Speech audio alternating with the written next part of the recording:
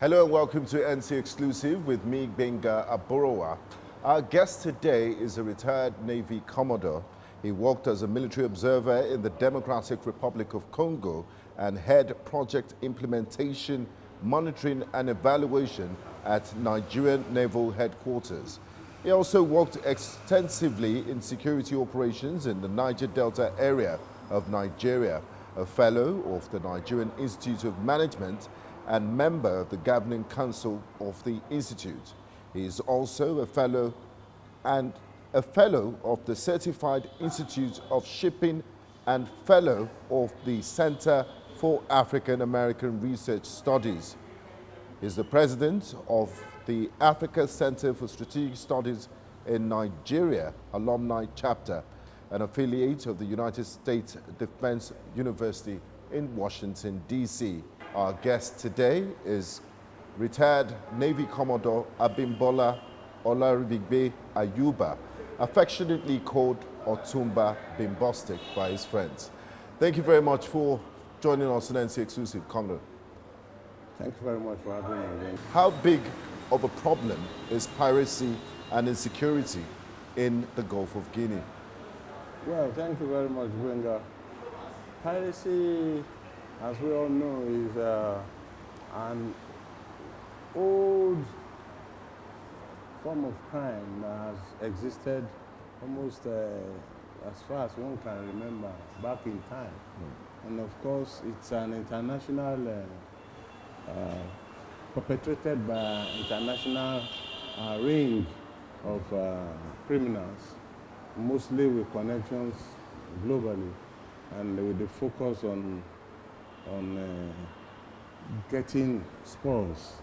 What we refer to in Maritime as spoils, that's loot from their victims and all that.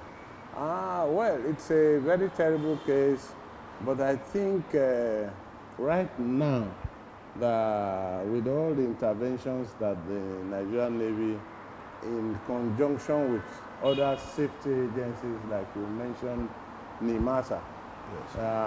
They've been having better responses due to the alert systems that have been in place, and of course with increasing platform availability of the Nigerian Navy, primarily in the last 3 years, and in fact, over the last 1 year, the Nigerian Navy, for instance, received a lot of game-changing platforms, with still a number of vessels being expected.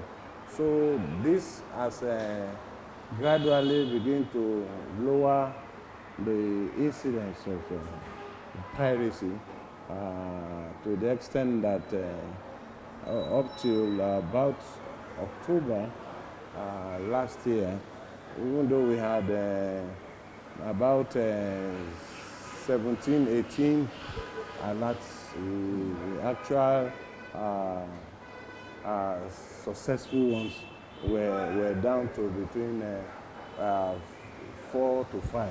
Now, last July, President Muhammadu Buhari, Nigeria's president, commissioned the multi-billionaire FalconEye Maritime intelligence facility, saying it will enable the Nigerian Navy to effectively combat any maritime crimes that could disrupt the conduct of maritime trade in the country. Could this be a game changer, and how effective has it been in securing our territorial waters? The FalconEye system is actually a game changer because, of course, it comprises of two components: the visual components and also the over-the-horizon radar system, which could spot, identify, track vessels up to 200 nautical miles, which is actually outside our exclusive economic zone. About the threshold of our exclusive economic zone. So it's easy to track. So I think the aspect that was commissioned in July, I think, last year, by the president, ably represented by the vice president, is the overarching aspect of it, the master, you can call it the master control, where everything going on back at sea, Real and time. relating to the 3 operational centers, command centers rather, can actually integrate. So indeed, everything that goes on at the open sea can be viewed from Abuja, essentially. So it's part of global best practices. Yes, it is. This FalconEye also has it has a coverage factor that we overlap on the systems available in sister countries. So what you can do is to have a very good look across the entire Gulf of Guinea. That is very possible. Okay. And with the kind of codes fitted on all maritime vessels who are operating legitimately, they expect to carry some kind of blippers, some kind of Doppler codes, that when it is squawked, you know which vessel. You can find the history, all the port calls that these ships have visited and where they may be heading to. So it kind of makes it easier to manage traffic within both in our inshore waters, our territorial sea, Yes. contiguous zones, as well as up to the threshold of exclusive economic zone, which is quite vast.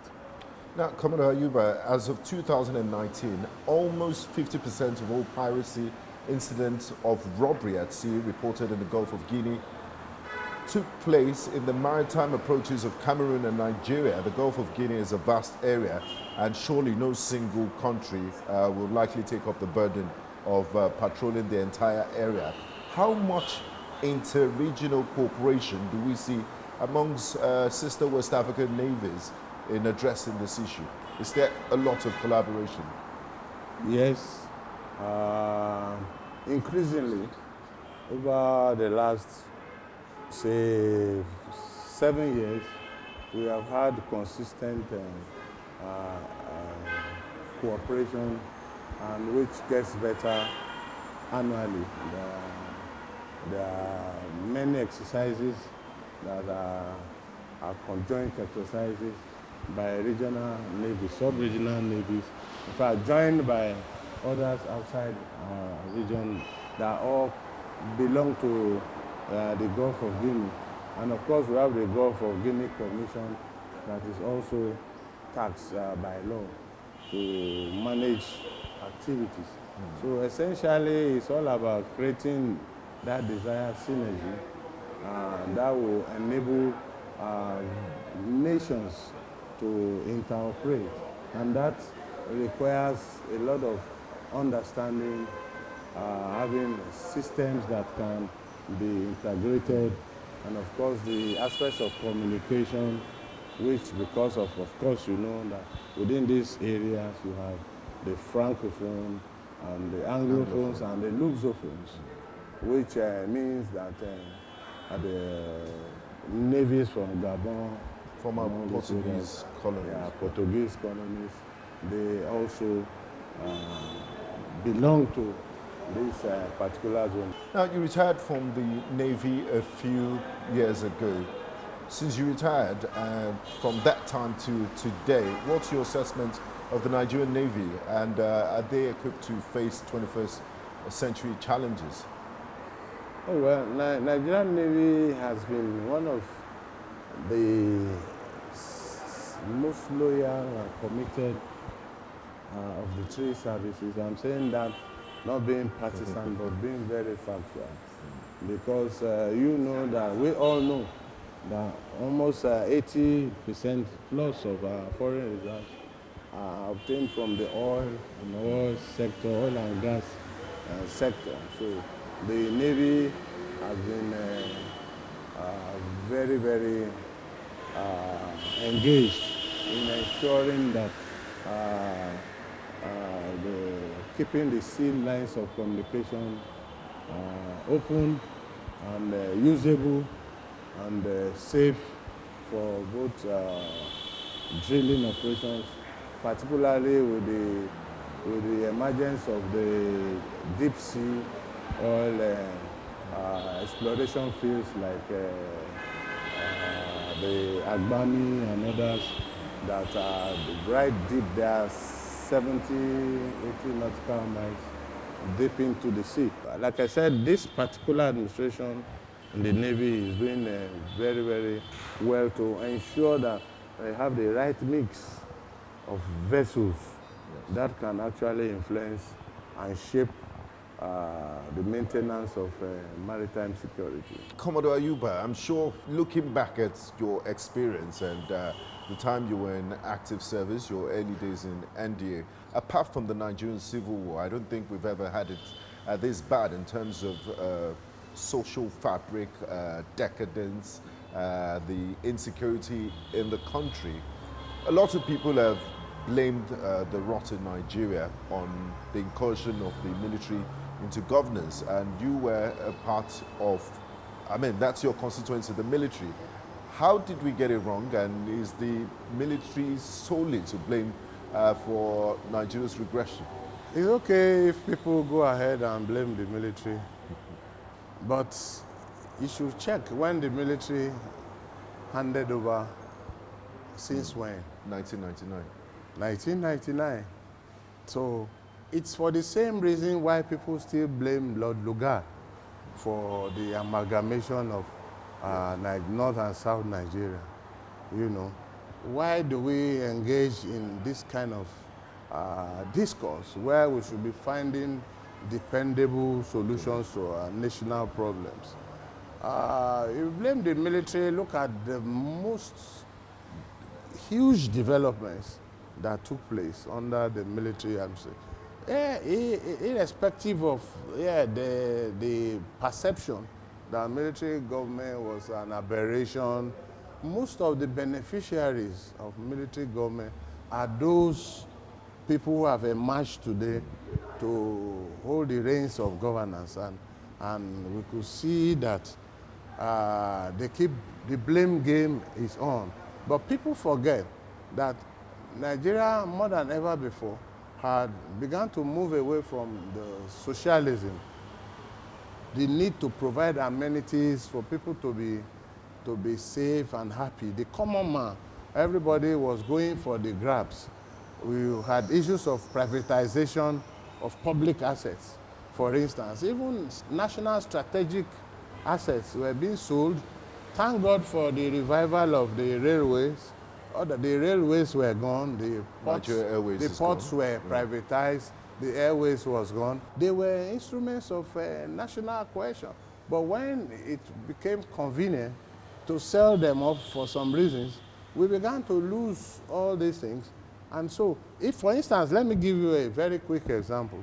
If you go to Maiduguri today and go and see the vast railway station in Maiduguri, you will see that that place hitherto was the home base of Boko Haram in Maiduguri. That's where Yusuf and his adherents were living. Most of them were living in the abandoned coaches. Hundreds of them, they are still on the tracks up to today, dead. So you will see that the systemic decay had been ongoing over the time. There, we never really took time to really check and review. Even when all the development plans came, it will be overboarded from one administration to the other. Finally, Commodore Ayuba, I remember in the 1980s, the Nigerian Ministry of Information used to run this commercial about a certain Andrew, and they say, Andrew, please don't check out. Fast forward to 2022 Nigeria, a lot of youths are not happy with what they're getting from government. The levels of unemployment are high, and there's a huge brain drain. Lots of Nigerians are traveling overseas, Canada and United States, preferred destinations, and Europe. If, as somebody that has spent a huge chunk of your adult life in service to Nigeria, what would be your message to Nigerian youths that are watching, and what's your dream vision of Nigeria? Can you paint us a picture of your dream Nigeria? Oh, well, thank you very much, Gwenga.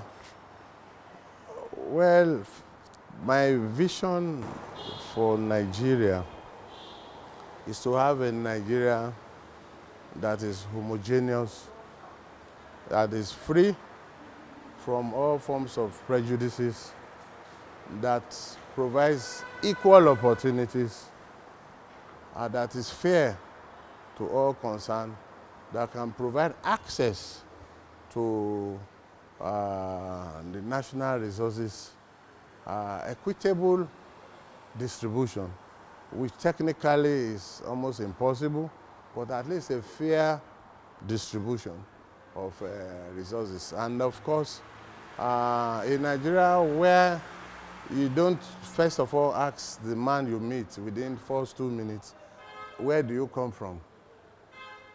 That will be when you go outside and say, I'm a Nigerian. Even among Nigerians abroad, they say, this one is a Yoruba man, or this one is a Kanuri man. I don't understand it. When you talk to people from other climes, they tell you, I'm American, I'm British, and that is it. And of course, we should, for me, those who wish to go out now, they don't come to tell us what they go through. For me, I'm a diehard optimist that Nigeria will be better. And that's why I am still here. I have open visas to almost every part of the world. But I wonder what I'm going to do over there. Give us what we need to survive: affordable housing, good health facilities. Let jobs be available. Let youth entrepreneurship be real, because the population is increasing. Census is far. We are supposed to have another census this year, and already people are talking about getting it postponed. I don't know when we will know how many we are. Demographically, we are well over 200 million. So how do we plan? So the Andrews will definitely come back. If I will tell you, there was a time also that we had Indians who were my teachers in Lagos here. They were science teachers and all that. But today, India has gone very far. But still, we have cause to celebrate. The same India that has joined tried to join the First World, look at the impact of COVID-19 on India and compare with the losses we have in Nigeria. They say there's a lot to cheer about, but then there's also need to open up opportunities. Our coastline is so vast that with a lot of tourism can be done there. The Eastern or Coastal Railway should be in place as quickly as possible. People can have holidays, hotels will be there, tourism facilities will be there, and the foreigners will come and bring the money to boost our blue economy. Those are the things that, components of the blue economy that I began with at the beginning of the interviews. This will create jobs. I said it at the beginning, that the blue economy, if we pursue it diligently, we will be able to get jobs for over 45 million direct jobs for Nigerians. And that is the way I look positively into the future for We Nigeria. hope these dreams will begin to manifest as soon as possible. Commodore Abimbola Ayuba, it's been an absolute pleasure talking to you. Thank you very much Thanks for talking to us on NC Exclusive. Been nice being in your wonderful, beautiful, state-of-the-art studio. Thank you very much, Commodore. And that's it on NC Exclusive. Our guest has been Commodore Abimbola Ayuba. We talked about the blue economy, we talked about his career in the Navy, and also politics and the environment in Nigeria. I'm Benga Aborowa. See you next time on NC Exclusive.